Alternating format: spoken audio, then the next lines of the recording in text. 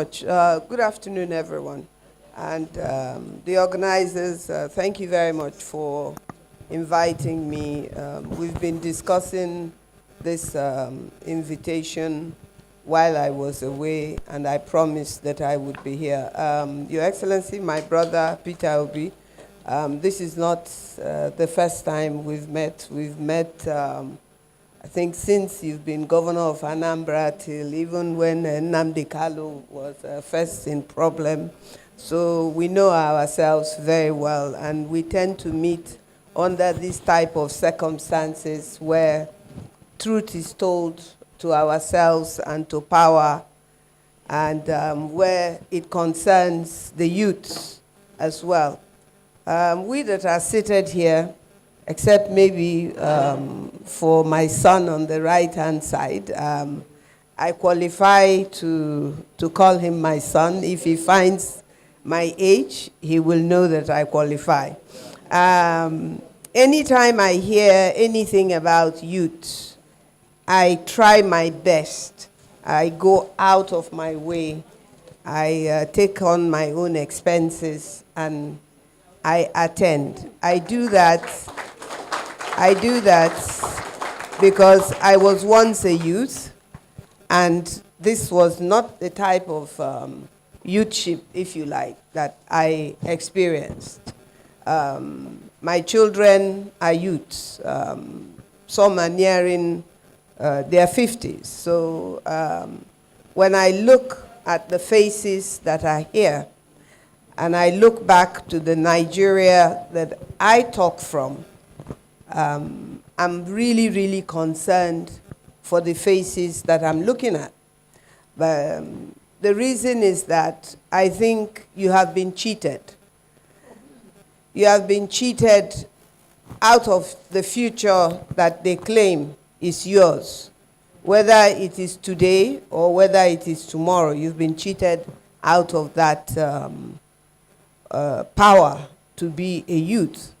But also, being someone who is known for speaking truth to power and to youth, I will also say to you that you've been very much part of that cheating to yourselves, because you have cooperated with the people that have cheated you. If you have not cooperated, and that's where that message, it's time for action right now. This is your time for action. When I look at you now, I have hope for Africa.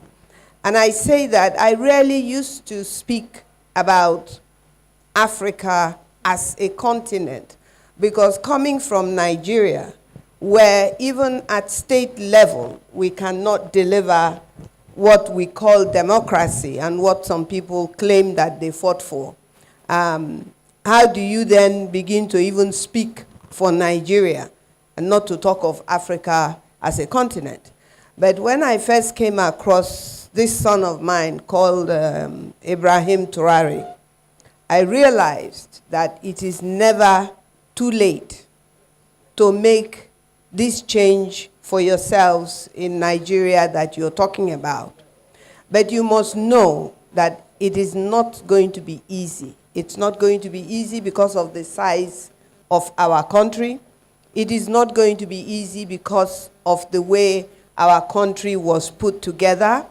I was shocked to hear the first young man who kept us going standing on this podium and talking about what Awolowo had said, that Nigeria is just a mere geographical region, which it is.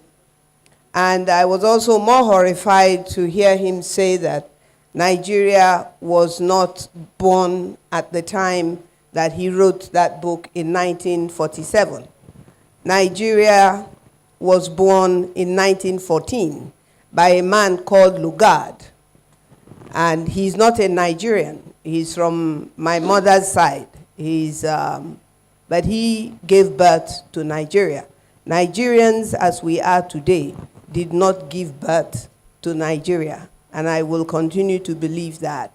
The idea that there are Nigerians who sat down and decided to create a country called Nigeria is far from the truth.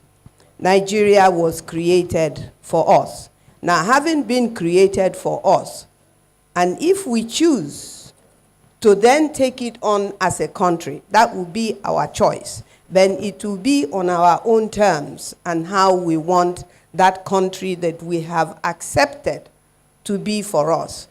I know the first national anthem, but I don't sing it, not because I don't know all the verses, because we studied it before we were made to sing it in 1960 when I was in primary school. And one verse is what made me to stop singing it the second time round. And that was the verse that the verse that I actually loved about the whole national anthem, which is that though tongue and tribe may differ, in brotherhood we stand. Now, waking up at my age at this time, to sing that verse is lying to myself. And I refuse to sing it. Because yes, though tongue and tribe differ, we are different people from different tribes, from different areas of this country called Nigeria. And in brotherhood, we are not standing. And so I can't sing that particular part. And so I keep quiet anytime that the first Nigerian national anthem is sung. I don't sing it. I just stand up because I can't lie to myself.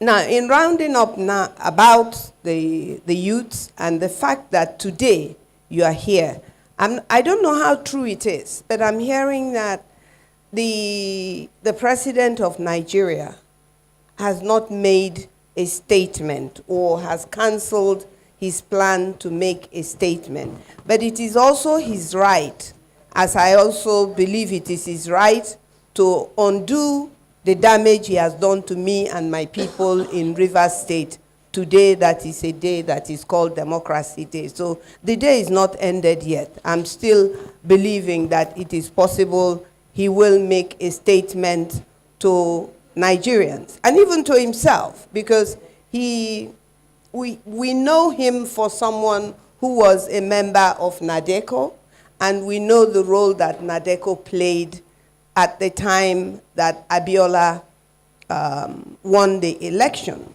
And so on a day like this, not to hear from someone like him, who was part of NADECO, who fought for the things that NADECO was against, for him not to make a statement on this day and explain to the people of Nigeria why what he fought for as far back as 1983 or so has now failed.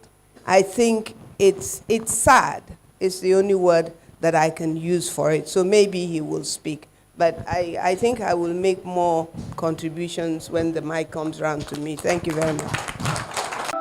In the heart of the city where stories unfold, Njenje Media TV shining bright and bold,